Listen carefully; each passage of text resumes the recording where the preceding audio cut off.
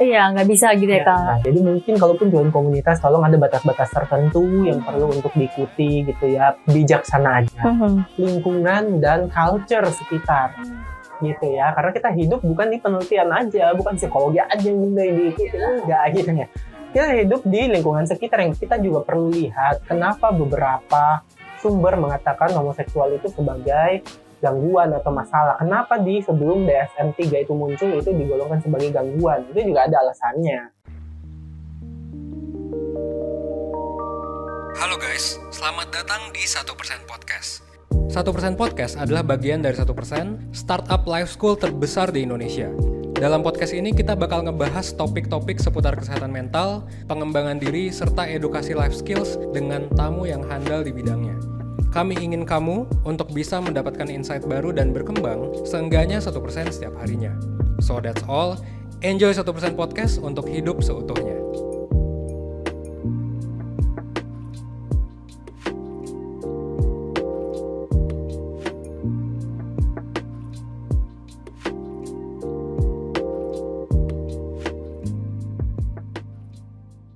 Halo teman-teman, balik lagi di 1% Podcast. 1% adalah media edukasi life skill yang mengajarkan ilmu-ilmu penting yang tidak diajarkan di sekolah. Hari ini kita akan membahas mengenai tema yang cukup sensitif, cukup panas, dan juga mungkin bagi sebagian orang ini adalah tema yang cukup tabu ya, begitu. Hari ini aku Shirley yang akan membantu tema mengenai homoseksual dalam sudut pandang psikologi dengan Kak Shibli sebagai psikolog dari 1% gitu ya, kayak gimana Kak hari ini kabarnya? Agak melelahkan ya habis olahraga. Langsung ke sini. Tapi tetap semangat. Tetap semangat ya kayak. Panas nggak Kak di luar? Lumayan ya Jakarta ya. Iya sih, kalau Jakarta udah pasti panas ya kayak. Nah Kak, hari ini kan kita akan membahas tema yang memang cukup kontroversial. Iya, kontroversial ya Kak, tabu di masyarakat. Apalagi memang ada pro dan kontra di masyarakat ya Kak, khususnya di Indonesia gitu ya. Apalagi berkaitan dengan norma dan lain hal sebagainya ya Kak. Nah, homoseksual itu sendiri sebenarnya Kak, itu seperti apa sih Kak dalam sudut pandang psikologi? Homoseksual itu sebenarnya gini lah. Aku jangan langsung jawab ya. Ini dulu, cerita dulu. Jadi manusia itu kan memiliki berbagai kebutuhan ya, termasuk kebutuhan seksual. Ya, kebutuhan seksual ini terkonversi bukan cuma dorongan seksual, hubungan seksual, enggak. Tapi kebutuhan seksual ini terkonversi macam-macam, kasih sayang, gitu, kebutuhan untuk diperhatikan, acceptance dan lain sebagainya lah, atau social needs juga. Nah, karena semua orang memiliki kebutuhan tersebut, kita tuh pasti mencari seseorang untuk memenuhi kebutuhan-kebutuhan tersebut, khususnya kebutuhan yang lebih intim. Nah, sama tuh kalau misalnya kita tanya teman-teman nih, coba jawab ya, laki-laki atau perempuan, kok bisa suka sama pasangannya sekarang? Itu kan kadang kita nggak bisa tahu. Mungkin jawabannya ujung-ujungnya karena mirip orang tua, atau bisanya karena nggak mirip orang tua, atau apapun gitu. Sesuatu yang memang kadang di luar kendali manusia ya. Nah ini bagusnya, karena di luar dari kendali manusia. Termasuk homoseksual atau orang-orang yang emang memiliki ketertarikan sesama jenis, which is itu dialami 2,5% atau 10% dari populasi. Jadi sebenarnya banyak gitu ya, tapi tetap dikatakan minoritas. Apa sih jenis homoseksual itu? Mereka yang memenuhi kebutuhan-kebutuhan tadi itu dengan orang-orang yang sesama gendernya. Gitu. Atau bisa dikatakan ketika disingkat, homoseksual merupakan ketertarikan salah satu orientasi seksual yang ketertarikannya itu sesama jenis secara seksual dan secara emosional. Itu homoseksual, dan itu variasinya banyak tuh. Ini saya bilang variasi, bukan gangguan seksual, bukan penyakit seksual, ini variasi perbedaan aja. Ya, jadi variasinya banyak ya. Kalau orientasi seksual ada heteroseksual, antar lawan jenis, betul. Hetero itu lawan jenis ya kayak. Lawan jenis ya. Kalau ada biseksual yang suka dengan dua jenis, perempuan dan laki-laki ya kayak. Betul ya, dan homoseksual yang suka sesama jenis. Oke, berarti memang untuk homoseksual ini berarti dia menyukai sesama jenis ya Kak, baik itu secara seksual, emosional, dan itu di luar kendali manusia. Dan itu merupakan variasi dan bukan sebuah gangguan mental ataupun kejiwaan ya Kak. Berarti memang secara sejarahnya nih ya Kak, dalam psikologi ini memang dari waktu ke waktu hingga pada saat ini psikologis yang modern gitu ya Kak, memang kita mengakui bahwa homoseksualnya adalah bagian dari variasi lain begitu ya Kak ya, bukan sebagai gangguan jiwa. Betul, dan ini perlu disclaimer, saya sama sekali bukan aktivis LGBT atau aktivis manapun. Saya pure mengatakan ini sebagai psikolog yang dilatih sebagai psikolog klinis. Iya, karena memang di sini kita melakukan sebuah diskusi ya Kak ya. Kakak sebagai seorang profesional dalam bidang psikologi, yaitu seorang psikolog. Dan ini adalah bukti nyata secara ilmiah ya Kak. Sudah terbukti secara puluhan tahun ya Kak ya. Dan itu ternyata menarik juga ya Kak. Ternyata manusia ini sangat berbagai macam gitu ya Kak. Dan itu iya variasinya. Nah Kak, sebenarnya homoseksual ini tuh orientasi seksual dan juga identitas gender itu bisa disamakan nggak sih? Oke, ini yang disingkat sama LGBT. Saya sebenarnya nggak begitu menyetujui ketika disingkat-singkat LGBT ya terkait masalah. Iya. So kita ngelihat ada transgender, kita ngomong LGBT. Kita ngelihat homoseksual, kita ngomongnya LGBT. Karena mereka sebenarnya itu spesifik. LGBT sendiri itu terdiri dari dua konstruk utama. Ada orientasi seksual dan ada gender. Dan ini dua hal yang berbeda. Dua hal yang berbeda ya Kak ya? Ini dua hal yang berbeda. Kalau gender atau bisa kita katakan, biasanya gender dan jenis kelamin itu ada juga yang memisahkan. Cuma buat sesi kali ini saya gabung dulu ya. Gender jenis kelamin itu ya laki-laki, perempuan, transgender gitu ya. Orientasi seksual itu ya itu homoseksual atau heteroseksual, biseksual gitu. Iya. Nah, ketika kita ngomongin ekspresi gender, itu adalah bagaimana dia mengekspresikan dirinya. Terkait dengan gender dan seksualitasnya. Dia pengen tampil lebih maskulin, lebih feminin. Dia laki-laki mau tampil seperti perempuan, jadi perempuan. Atau lahir secara perempuan tapi jadi laki-laki gitu. Itu adalah gender gitu ya. Itu mainannya kita ngomongin gender. Dan belum tentu gender itu merepresentasikan orientasi seksual. Tapi mostly emang seperti itu. Gitu. Jadi memang tidak harus selalu kayak misalnya hetero akan berpenampilan selalu maskulin, tapi iya betul ya Kak ya. Jadi kalau memang misalnya homoseksual itu akan bisa lebih berekspresif ya Kak ya, baik secara gender, cara berpenampilan maupun mereka berperilaku dalam lingkungan ranah sosial begitu ya Kak ya. Banyak yang ngomong kalau misalnya dia sedikit udah lebih feminin tuh laki-laki, wah itu pasti homoseksual tuh, belum tentu. Berarti itu stigma yang salah sebenarnya ya Kak, stigma yang sosial itu tidak benar gitu ya Kak ya. Iya. Cukup menarik ya Kak. Jadi memang berarti kan itu bisa dianggap sebagai identitas seksual nggak sih Kak? Identitas seksual. Identitas seksual itu ya Kak. Yang kita ngomongin ya. Berarti itu ada bagian tadi salah satunya ada homoseksual, biseksual dan juga ada heteroseksual ya Kak. Wah ini menarik juga sih ya Kak. Dan memang sebenarnya secara ada kaitannya sama genetik nggak sih Kak? Kalau misalnya dalam sisi psikologis ya Kak ya.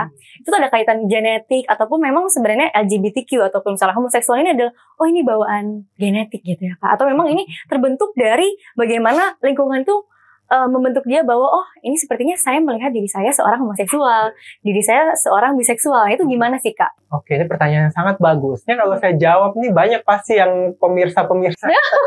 Buat teman-teman tolong disimak ya. Iya, tolong terbuka gitu ya para pemirsa penonton.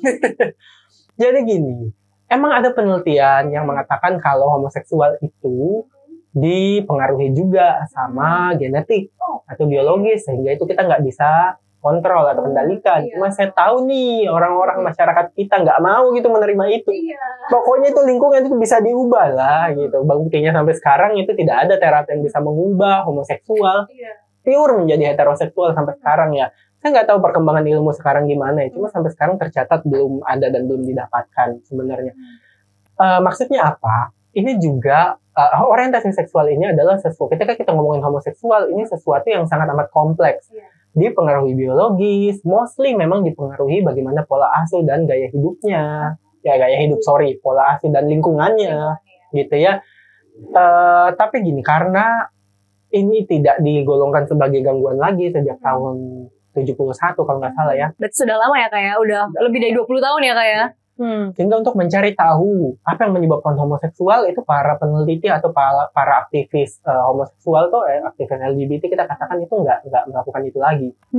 Karena nggak ada juga yang cari tahu kok orang bisa heteroseksual, nggak ada yang nanya kayak gitu. Iya, betul, karena biasanya mereka mempermasalahkan kenapa sih bisa terlahir berbeda, kenapa bisa terlahir sebagai homoseksual.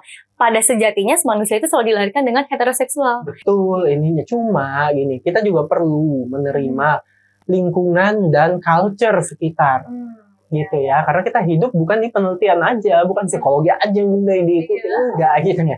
Kita hidup di lingkungan sekitar yang kita juga perlu lihat kenapa beberapa sumber mengatakan homoseksual itu sebagai gangguan atau masalah. Kenapa di sebelum DSM-3 itu muncul itu digolongkan sebagai gangguan, itu juga ada alasannya. Alasannya kenapa tuh Kak? Berbagai macam sebenarnya. Salah satunya yang paling evolutionary. Yang misalnya kita mengambil dari evolusi kan itu tidak mendatangkan reproduksi. Gitu ya. Misalnya seperti itu. Atau dari sisi agama mungkin ada hal-hal yang emang di luar dari batas-batas keagamaan tertentu, dan itu kita perlu respect juga gitu. Kita nggak bisa memaksa ini harus diterima atau apa enggak. Cuma kita perlu membuka diri kalau ini merupakan variasi. Beberapa faktor itu mempengaruhi, dan beberapa orang hidup mungkin seumur hidupnya seperti itu. Dan itu kita nggak bisa main usir-usir, ilangin, mau dibunuh, mau diapa juga nggak bisa, karena mereka ada di sekitar kita, homoseksual itu ya. Dan kalau misalnya kita bisa terbuka, pikiran kita terbuka dengan itu, kan kita hidup baik-baik aja ya bersama sebenarnya. Jadi memang kompleks ya Kak sebenarnya terkait dengan orientasi seksual, identitas seksual, apalagi berkaitan dengan sosial di masyarakat umum ya Kak. Dan hal ini juga sebenarnya berkaitan sama mental health ya Kak. Kalau misalnya ada seseorang yang mengalami krisis identitas, kalau misalnya seseorang ada yang mengalami rasanya confusing gitu ya Kak, atau misalnya confused sebenarnya dia ini melihat dirinya sebagai hetero atau misalnya sebagai biseksual ataupun homoseksual, karena melihat, oh wanita ini, saya akan memposisikan diri saya sebagai orang lain ya Kak. Saya wanita, terus saya melihat kayak, oh wanita ini cantik ya. Tapi saya nggak tahu nih Kak, sebenarnya itu rasa kagum kah? Atau misalnya itu sebenarnya rasa suka yang seperti apa? Nah itu tuh kan kayak jadi bingung ya Kak. Itu tuh sebenarnya harus gimana sih Kak? Bagaimana psikologis itu melihat krisis-krisis identitas yang dialami oleh teman-teman mungkin di luar sana, yang mungkin pusing, atau misalnya kenapa? Apakah saya berbeda? Ataukah ini hanya sebuah rasa kagum gitu Kak? Sebenarnya itu gimana sih Kak? Orientasi seksual itu sebenarnya sesuatu yang juga kompleks, yang terkait dimensi emosi dan ketertarikan seksual, gitu ya. Jadi perlu ada itu. Kalau misalnya kekaguman itu kita nggak bisa bilang itu.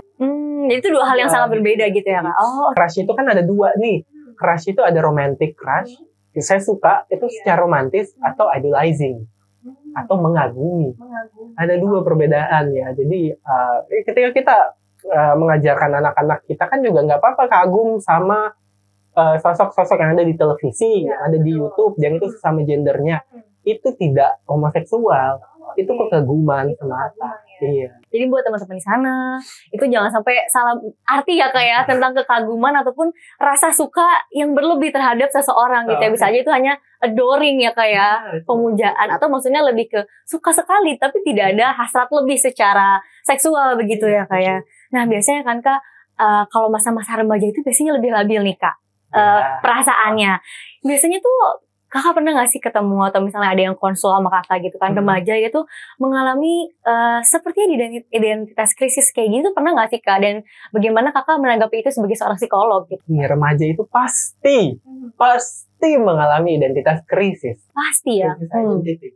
Pasti.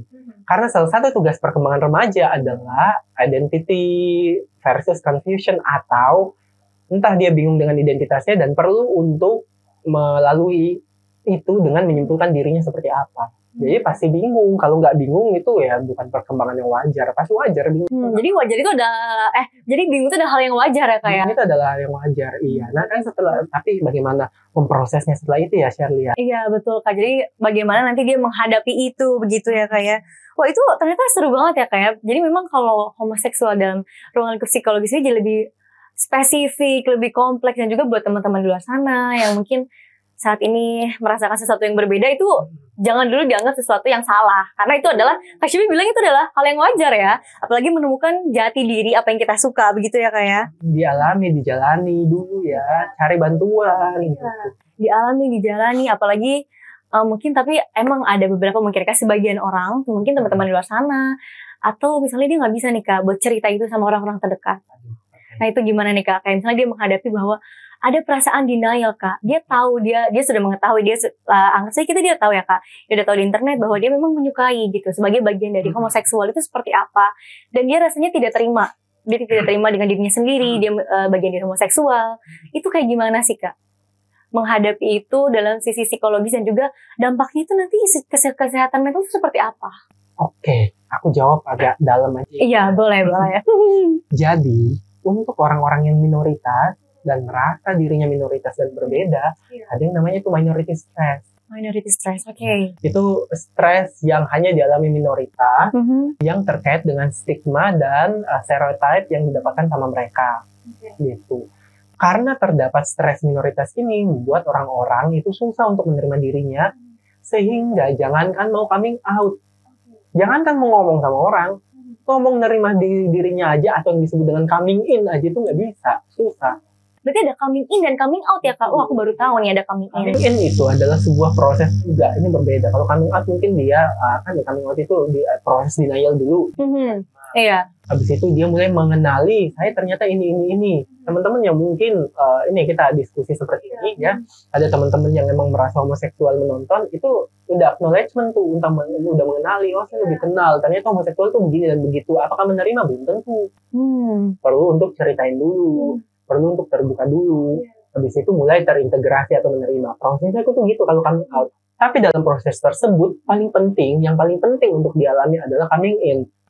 Atau berusaha untuk melihat diri dengan lebih jelas, berusaha untuk menerima diri sendiri dulu sebelum mau diterima orang lain, berusaha untuk memproses sendiri, mengenali diri, gitu ya, batas-batas diri, mengenali. Kadang kan kalau homoseksual nih di Indonesia value-nya agak tabrakan nih. Iya. Dia udah homoseksual, tapi dari kecil selalu mendengar ya homo itu masuk neraka, homo itu harus dihujat, harus dihilangkan. Wah, gimana nggak bentrok di dalam diri gitu ya. Makanya susah untuk coming in.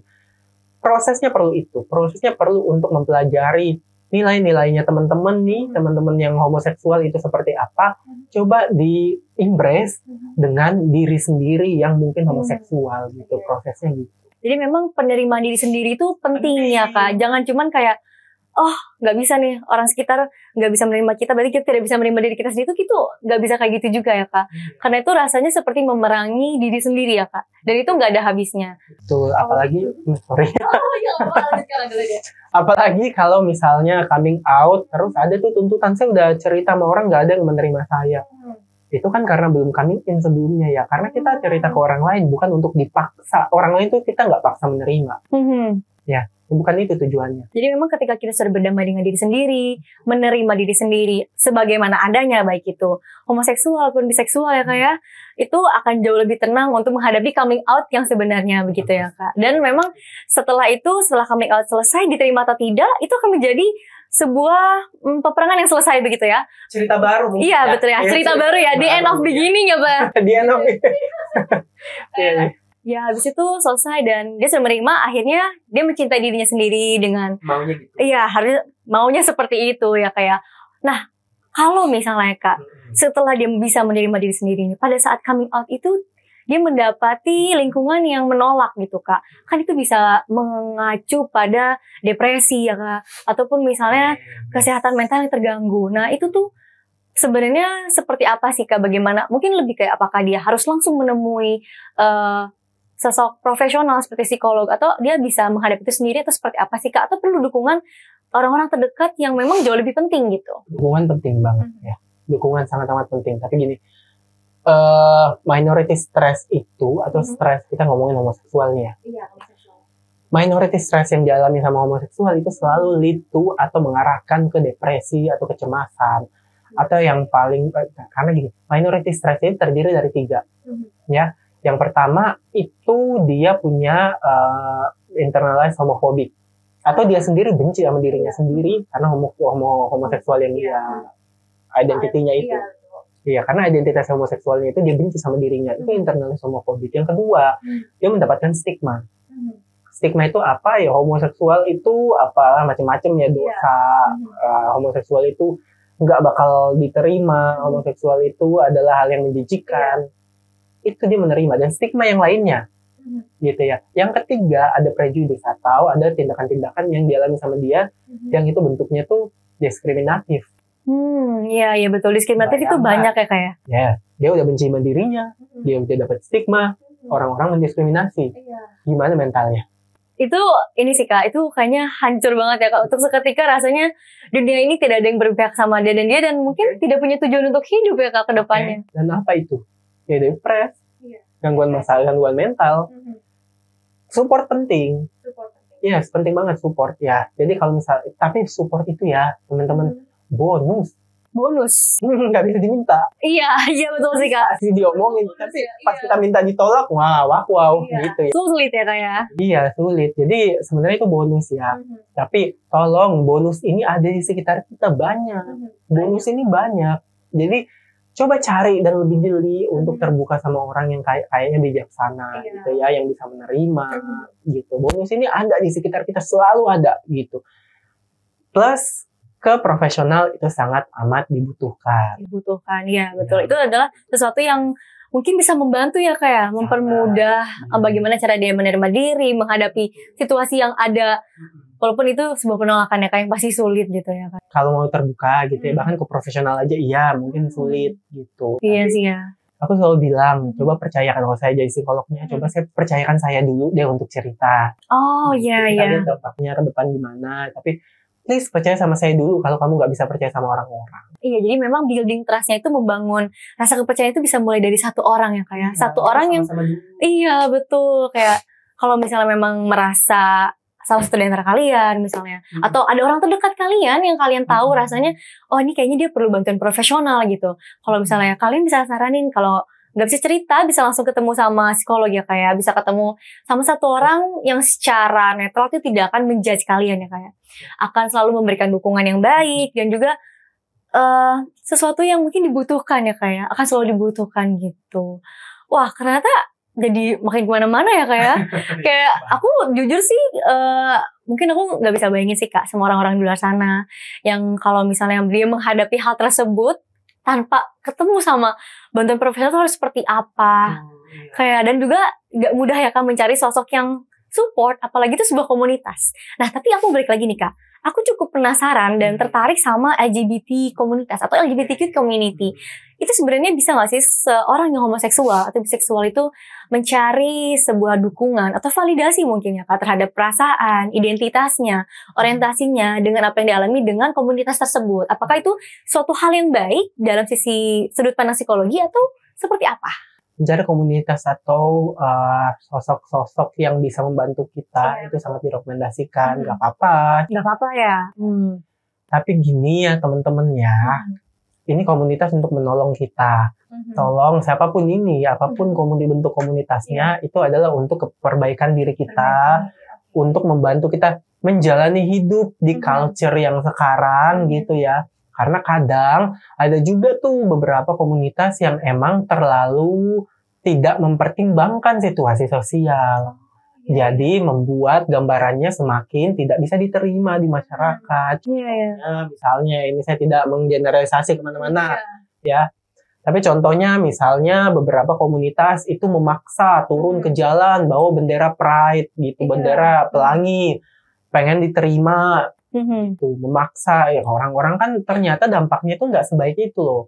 Dampaknya itu bukan dampak yang mereka bisa diterima dengan baik, karena itu merupakan pemaksaan ya, mayoritas juga kadang tuh nggak menerima itu. Iya, nggak bisa gitu ya Kak. Nah, jadi mungkin kalaupun join komunitas, tolong ada batas-batas tertentu yang perlu untuk diikuti gitu ya, bijaksana aja.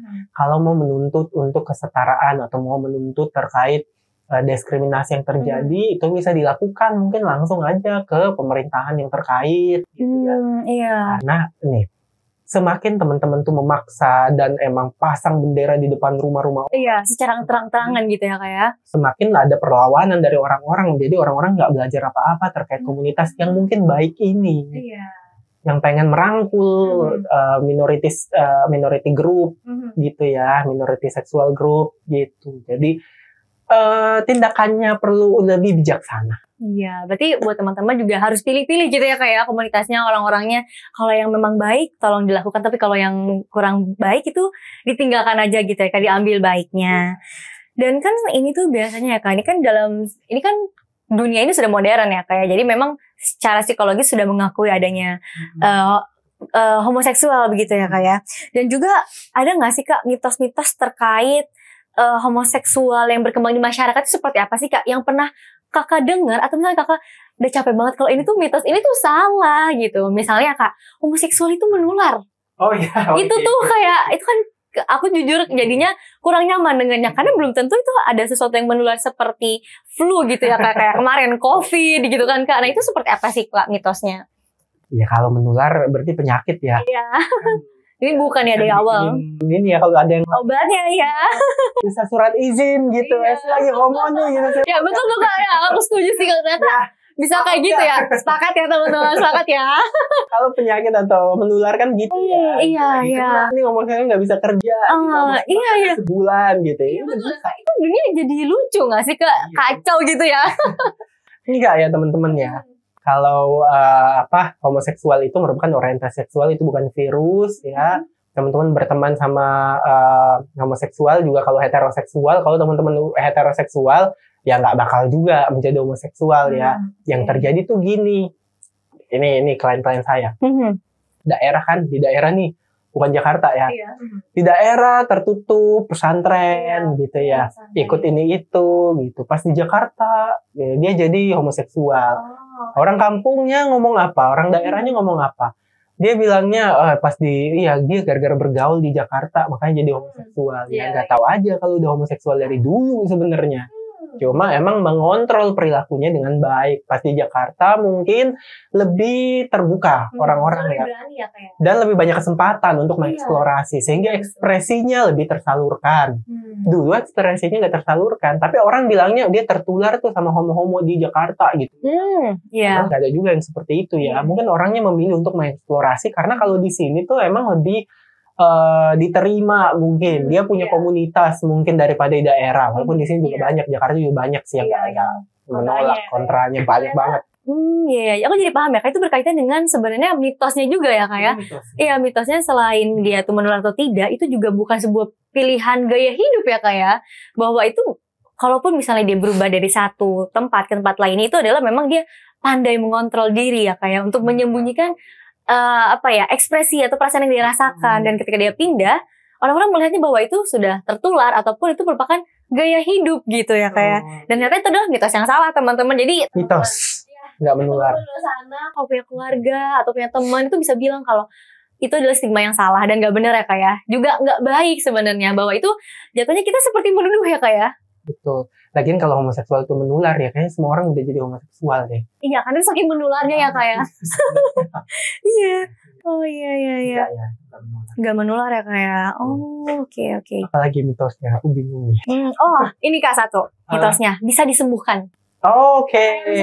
Kalau misalnya kan memang ada banyak cara ya kayak entah disembuhkan, misalnya dijodohkan, terus misalnya tiba-tiba dinikahkan, atau misalnya menurutku yang memang agak sedikit berlebihan itu adalah dengan menggunakan membawa agama gitu ya kan, misalnya melakukan pembersihan diri agama tertentu, ruqyah misalnya, atau misalnya pembersihan diri apa, ini ketempelan jin nih, ini tuh sesuatu ini. Nah itu gimana sih Kak, mitosnya bener nggak sih gitu? Apalagi kan banyak orang berpikiran bahwa dengan kayak gitu nanti kamu sembuh kok, itu cuman udah masa lalu aja gitu. Itu sebenarnya gimana sih Kak? Balik lagi ya, alasan dari dulu tuh sejarahnya kenapa homoseksual itu dikeluarkan dari gangguan mental, salah satunya emang karena tidak didapatkan apa yang terganggu ketika seseorang itu homoseksual. Intelijensinya sama, motivasinya sama, kemampuan emosinya kurang lebih sama gitu ya. Kalau ada yang mengatakan tapi homoseksual itu bukannya lebih banyak depresinya, iya karena stigma tadi. Itu dampak sosialnya ya kayak yang dirasakan terhadap kesehatan mental. Terus ada juga yang bilang tapi homoseksual itu ada penyakit HIV, heteroseksual banyak. Tapi homoseksual itu pada pedofil ya 2 dari 3 pedofil itu hetero. Ternyata itu mitos yang sangat bisa dibantah dari sisi psikologis ya Kak ya. Mitos-mitos semua tuh tadi. Jadi kalau mau dibilang bisa disembuhkan atau enggak sampai sekarang, mungkin bahasanya gini, bisa diubah atau enggak ya? Iya, mungkin ya lebih tepatnya itu ya Kak ya. Sampai sekarang tidak ada terapi yang terbukti bisa mengubah homoseksual menjadi eksklusif heteroseksual. Ya, cerita-cerita yang dia tadinya homoseksual, tapi karena trauma tertentu, jadi dia ada switch, dia suka cewek, itu banyak ada. Tapi apakah dorongan homoseksualnya hilang? Enggak, tetap ada. Ya, dan ada itu tadi, ada pengalaman traumatis mungkin yang bisa switching orientasi seksual gitu. Ada usaha-usaha tertentu yang dilakukan, misalnya mau menikah itu adalah salah satu bentuk untuk menahan dorongan seksual biar tidak pecah atau buat orang-orang pengen mengikuti agama gitu ya berarti kan perilakunya yang dikontrol. Ininya dalam hatinya ya tetap itu menjadi sesuatu yang privasi gitu. Hanya dirinya yang tahu dan Tuhan begitu ya kayak. Tuhan. Ataupun mungkin dengan psikolognya gitu ya. Karena itu rahasia bertiga jadinya ya Betul, kayak. jadinya. Jadi ada klien saya juga yang begitu kok, yang dia berproses 1,5 tahun, dia homoseksual, dia berproses hampir 2 tahun sebelum dia menikah. Dan sekarang dia kasih email saya udah beberapa bulan lalu, 6 bulan ya 7 bulan lalu. Dan kalau dia cukup bahagia dengan pernikahannya karena dia mempersiapkan diri dengan baik dan ada caranya dia sendiri. Jadi tolong teman-teman punya proses dan cara kehidupan sendiri, jalan hidupnya sendiri. Tolong diketahui, yuk sama-sama konsultasi. Kalau nggak menemukan kebijaksanaan di dirinya, selalu ada jalan, tetap optimis. Kita diciptakan untuk beradaptasi di hidup juga. Iya betul. Gak kerasa ya Kak, ternyata kita udah sampai di penghujung acara. Jadi memang biar aku rangkum ya teman-teman, bahwa sebenarnya sejatinya homoseksual, kemudian biseksual ataupun heteroseksual adalah bagian variasi ya kayak variasi dari identitas seksual, dan itu bukan perbedaan seperti homoseksual dan biseksual itu bukan sebuah penyakit ya Kak, bukan sebuah gangguan kejiwaan. Itu adalah variasi yang memang itu murni memang ada dalam diri manusia, dan itu adalah hal yang wajar ya Kak ya. Dan juga bagaimana stigma yang ada seperti self crisis, kemudian stigma negatif di masyarakat itu dapat berpengaruh terhadap kesehatan mental seseorang yang memang mengalami krisis identitas ya Kak ya, ataupun memang misalnya dia mengalami fase-fase denial terhadap dirinya sendiri maupun lingkungan, dan dia merasa kecewa dengan apa yang terjadi. Itu lebih baik untuk langsung menemui ini ya Kak ya, pihak profesional seperti Kak Shibli misalnya ya, Kak Shibli, dan juga buat teman-teman yang memang masih kesulitan di luar sana. Dan tadi Kak Shibli bilang ya, kalau misal belum bisa terima ataupun misal belum bisa cerita sama orang lain, bisa cerita nih teman-teman sama Kak Shibli langsung di websitenya 1% atau website 1%.net, atau nanti bisa klik link di description-nya ya. Ya kan Kak Shibli, betul. Buat psikolognya itu ada banyak selain Kak Shibli, tapi kalau misalnya teman-teman lebih nyaman untuk berkonsultasi, melakukan konseling dengan Kak Shibli khususnya dalam topik yang cukup sensitif ya Kak ya, homoseksual ini, bisa langsung hubungi Kak Shibli lihat website, ataupun mau psikolog lain boleh kok teman-teman, gak masalah. Kak Shibli, maaf banget ya kita harus selesai sampai di sini. Makasih dong, makasih. Iya, makasih juga teman-teman. Tapi jangan kemana-mana karena kita masih punya 2 episode lagi tentang ejakulasi dini dan juga pornografi, juga masturbasi dengan Kak Shibli lagi dong. So, stay tune.